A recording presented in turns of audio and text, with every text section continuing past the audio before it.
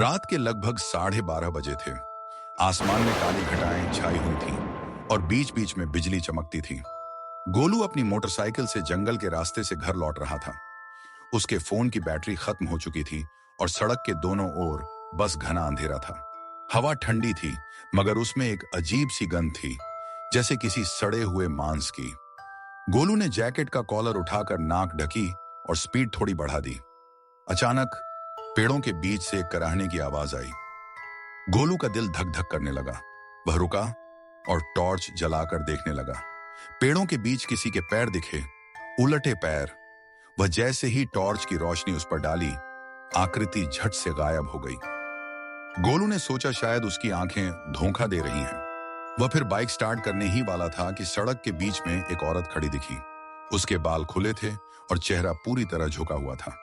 गोलू ने डरते डरते पूछा, कक्का कौन हो तुम? इस वक्त यहाँ क्या कर रही हो? वह औरत धीरे धीरे सिर उठाती है। उसकी आंखें पूरी सफेद, होंठ फटे हुए और चेहरा खून से लथपथ था। मुझे घर छोड़ दो। गोलू कांप गया। फिर भी उसने डरते हुए सिर हिलाया। आओ बैठ जाओ।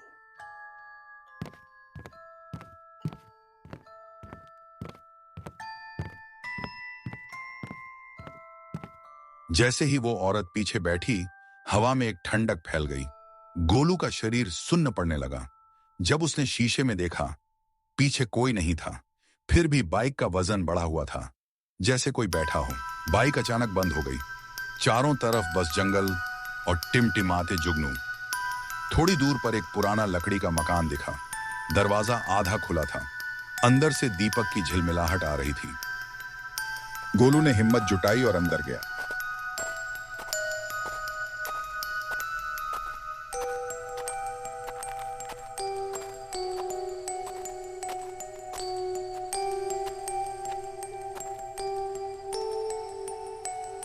कमरे में पुरानी तस्वीरें टंगी थीं। सब में उसी औरत का चेहरा था और हर तस्वीर के नीचे लिखा था।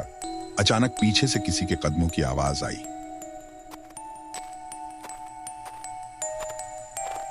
गोलू मुड़ा। वो बूढ़ी औरत नहीं थी, बल्कि वही लाल आंखों वाली औरत। अब उसका चेहरा भयंकर हो चुका था और आंखें लाल हो चुकी थीं। वो चीखी, अब तू भी यहीं रहेगा। कमरा अंधेरे में डूब गया। रात का वही समय था, करीब 1 बजे। बारिश की बूंदें पत्तों पर टकरा रही थीं और हवा में अजीब सी सरसराहट थी। गोलू के गायब होने के 3 दिन बाद उसका दोस्त राजू उसी रास्ते पर पहुंचा। हाथ में टॉर्च थी और चेहरे पर डर साफ झलक रहा था।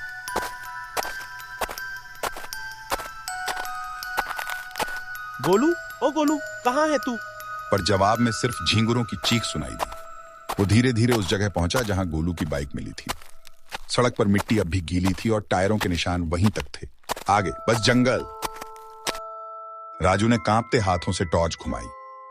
अचानक टॉर्च की रोशनी एक पेड़ पर गई। वहां कुछ लाल रंग से लिखा था, अब कोई और मत आना। राजू का गला सूख गया।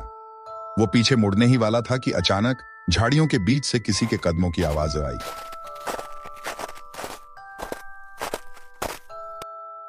कौन है झाड़ियों के पीछे? राजू ने जोर से कहा, लेकिन जवाब नहीं मिला। अगले ही पल किसी ने उसका कंधा पकड़ लिया। वह पलटा। तू क्यों आया है यहाँ? उसने फुसफुसाते हुए पूछा। राजू ने डरते हुए कहा, मैं अपने दोस्त को ढूंढने आया हूँ, गोलू को। वो औरत कुछ पल चुप रही, फिर बोली, जिसे वो घर समझा था, वो घर नहीं था। राजू हैरान। मतलब? वो बोली, वो मकान 50 साल पहले जल चुका है। राधा देवी का शरीर वहीं मिला था, अध जला, लेकिन उसकी आत्मा अब भी वहीं भटकती है। राजू के कदम खुद ब खुद उस दिशा में बढ़ने लगे। जंगल के बीच वही पुराना लकड़ी का मकान था, अब पूरा जला हुआ, सिर्फ उसकी दीवारें बची थीं। अंदर कदम रखते ही उसे अपने पीछे किसी के चलने की आवाज सुनाई दी। वो पलटा, कोई नहीं था। फिर अचानक दीपक की लौ अपने आप जल उठी और कमरे की दीवार पर धुएं से शब्द उभर आए, गोलू मेरे साथ है। राजू की सांस रुक गई। उसने भागने की कोशिश की, मगर भाग नहीं पाया। अंदर से किसी औरत की हंसी गूंजी, धीरे धीरे, डरावनी। और फिर वही आवाज, मुझे घर छोड़ दो। दीवारों पर गोलू की परछाई उभर आई, चेहरा पीला, आंखें लाल और होठों पर खून जमे हुए। राजू चीखा, गोलू वहां से आओ। मगर जवाब में सिर्फ सन्नाटा था और बाहर पेड़ों के बीच वहीं सड़ी हुई गंध फैलने लगी। सुबह की हल्की रोशनी जंगल की घनी डालियों के बीच से छनकर नीचे गिर रही थी। गांव के कुछ लोग हाथों में लाठियां और लालटेन लिए जंगल की ओर बढ़ रहे थे। उनके चेहरों पर चिंता थी। 2 लोग अब तक गायब हो चुके थे, गोलू और राजू।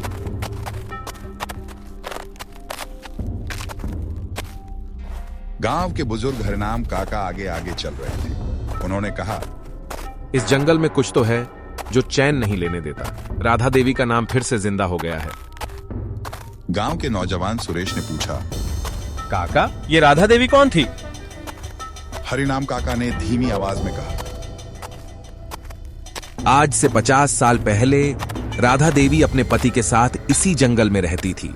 एक रात उसके पति ने शराब के नशे में घर को आग लगा दी। वो बाहर निकल गया, पर राधा देवी अंदर जल गई। लोग कहते हैं उसकी आत्मा आज भी अपने घर छोड़ने का इंतजार कर रही है। ये कहते हुए काका की आवाज कांप गई। सामने वही जला हुआ मकान नजर आ रहा था। दीवारें काली पड़ी थीं और खिड़कियां राख में तब्दील हो चुकी थीं।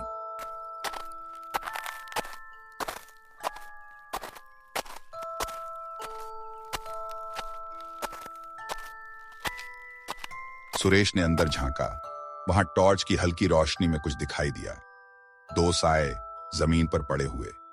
वो गोलू और राजू थे, लेकिन उनके चेहरे पर डर की जमी हुई झलक थी, जैसे मरने से पहले उन्होंने कुछ भयानक देखा हो। गांव वाले चुप हो गए। तभी कमरे के बीचों बीच दीपक अपने आप जल उठा। लौ कांप रही थी, जैसे किसी के सांस लेने से हिल रही हो। और फिर दीवार पर किसी अदृश्य तरीके के लिखा गया, मेरा घर लौटा दो। हरिनाम काका ने कांपती आवाज में पूछा, राधा बेटी, क्या चाहती हो तुम? अचानक दरवाजा खुद बंद हो गया। अंदर अंधेरा छा गया। हवा भारी हो गई और सबको लगा जैसे कोई और भी वहां मौजूद है। दीपक की लौ धीरे धीरे फैलने लगी और उसके बीच से राधा देवी का चेहरा उभर आया। आंखें सफेद, होठों पर दर्द की मुस्कान। वो बोली, मैं बस घर जाना चाहती थी, लेकिन किसी ने मुझे जलाकर रोक लिया। अब ये जंगल ही मेरा घर है और जो भी इसे ढूंढने आएगा वो यहीं रहेगा। हरिनाम काका ने लालटेन फेंक दी और दरवाजे की ओर दौड़े। किसी तरह बाहर निकले तो पीछे मकान में आग लग चुकी थी, जैसे राधा देवी फिर से जल उठी हो।